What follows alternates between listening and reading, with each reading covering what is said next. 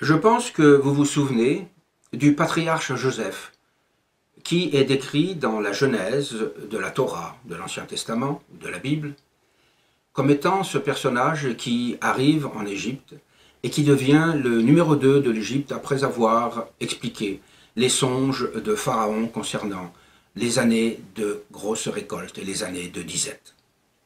Eh bien, ce personnage unique dans la Bible a son équivalent historique en la personne du plus grand scribe et savant de l'Égypte antique, à savoir Amenophis, fils de Apou, qui vécut de 1437 à 1356 avant Jésus-Christ.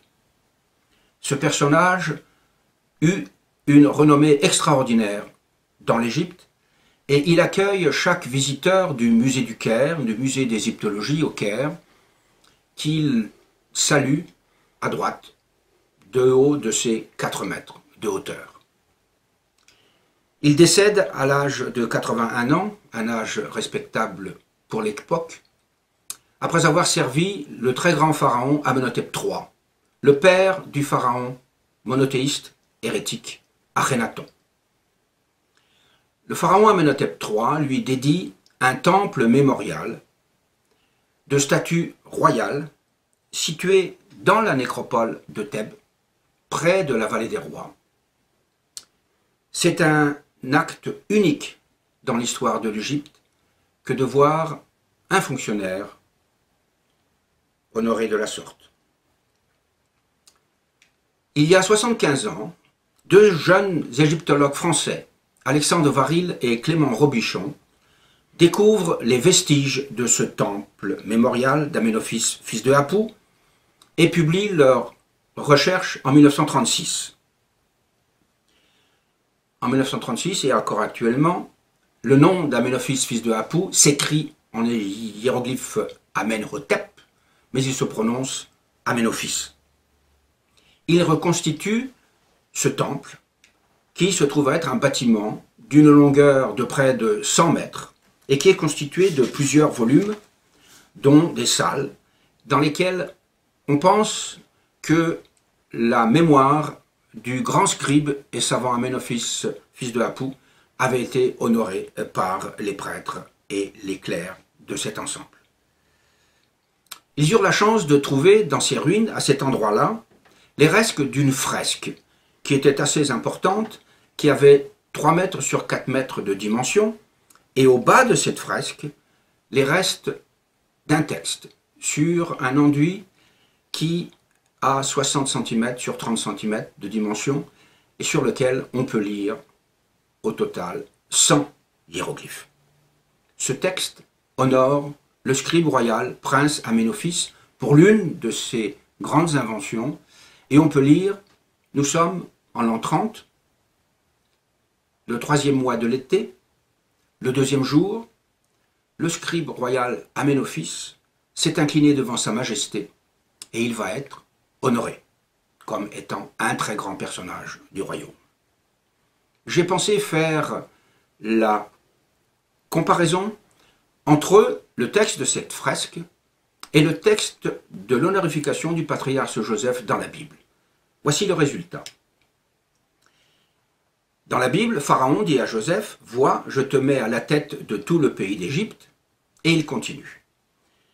Dans la Genèse, nous allons comparer le texte avec celui de la fresque. « Et Pharaon ôta son anneau de sa main et le passa à celle de Joseph. » Dans la fresque, nous lisons « Il reçut des ornements en or et en toutes sortes de minerais précieux. » Revenons sur le texte de la Bible.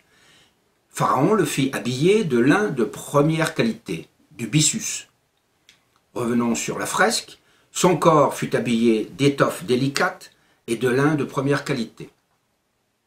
Dans la Bible, on lit « Et il suspendit le collier d'or à son cou. » Nous avons dans la fresque « Un collier en or pur et en toutes sortes de matières a été passé à son cou. » On continue dans la Bible. « Or, Joseph avait 30 ans lorsqu'il parut devant Pharaon, roi d'Égypte. » Dans la fresque, nous sommes en l'an 30, le grand scribe royal Amenophis s'est incliné devant sa majesté.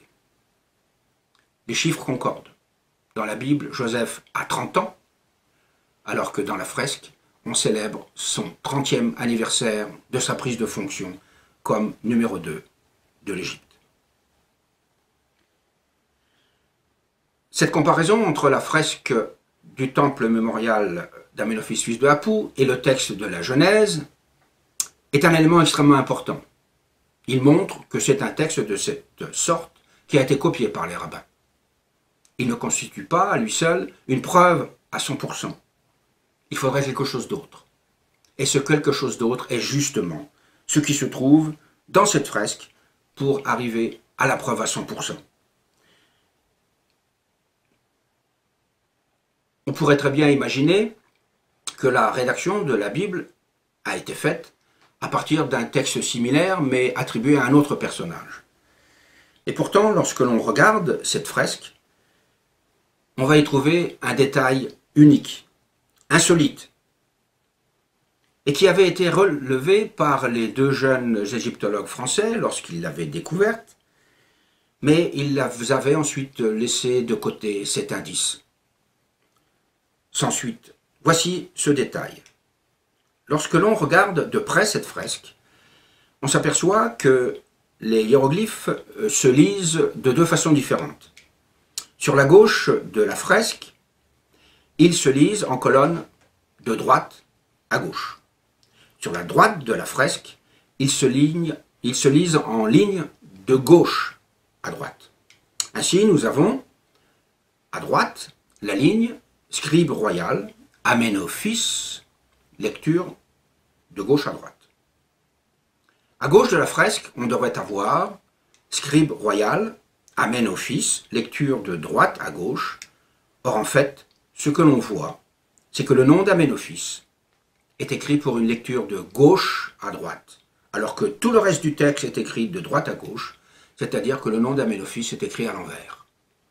C'est ce détail qui avait été relevé par Alexandre Varil, le géologue découvreur de cette fresque, mais il n'avait pas tenu compte de ce détail, et c'est ce détail qui va nous apporter la preuve à 100% qui nous manque. En effet, si l'on retourne dans la Genèse, on découvre que Pharaon donne le nom égyptien de Joseph. On lit « Pharaon nomma Joseph Tsaphenat Panéach et lui donna pour femme Asénath, la fille de Potiphéra, le prêtre d'On. » Il donna donc le nom égyptien de Tsaphenas Panéach. C'est un nom qui ne veut rien dire en égyptien, qui ne veut rien dire en hébreu, qui n'a aucune étymologie. Et en fait, je me suis vertué à essayer de voir comment ce nom, écrit en hébreu, pouvait avoir un rapport avec le nom d'Amenophis, fils de Apou. En hébreu, vous savez tous que la lecture se fait de droite à gauche. Nous avons Tsaphenas Panéach. Et en regardant ce nom en hébreu, je me suis dit ce qui se passerait si la lecture se faisait de gauche à droite. De gauche à droite, nous avons Chanap Senofs. L'hébreu contenant essentiellement des consonnes, rajoutons quelques voyelles, et nous obtenons Chanapu Senofs, c'est-à-dire Chanapu Amphitz, soit Amenophis, fils de Apou, lecture à l'envers. Nous avons donc une concordance entre le texte de la Bible, dans lequel le nom d'Amenophis, fils de Apou, de Joseph, est Amenophis, fils de Apou, lu à l'envers, et le nom d'Amenophis dans la fresque, qui est également à l'envers. Cela ne peut pas être une coïncidence, mais cela montre bien que c'est ce texte ou des textes similaires provenant de ce temple mémorial d'Amenophis, fils de Apou, qui a servi de modèle pour la rédaction du texte de la Bible comptant les prouesses du patriarche Joseph. Ceci est très important. Nous avons un document qui est âgé de 3100 à 3400 ans. C'est le plus ancien document copié mot pour mot dans la Bible. Nous savons maintenant que le patriarche Joseph était en réalité Amenophis, fils de Apou. Nous avons donc un document, nous avons donc un personnage historique qui permet de démontrer que certains faits décrits dans la Bible sont basés sur des faits réels historiques. Nous avons donc un point d'ancrage historique à partir duquel nous pouvons reconstituer les différents épisodes de la saga des Hébreux lors de leur séjour en Égypte. C'est ainsi que nous serons capables de mettre en avant un portrait robot de ce qu'était Moïse. Et nous pourrons aussi déterminer la date de l'Exode. D'après notre recherche, l'Exode eut lieu autour de 1060 avant Jésus-Christ, c'est-à-dire 200 ans après la date qui avait été préconisée jusqu'à maintenant par les historiens bibliques, par les archéologues et les égyptologues.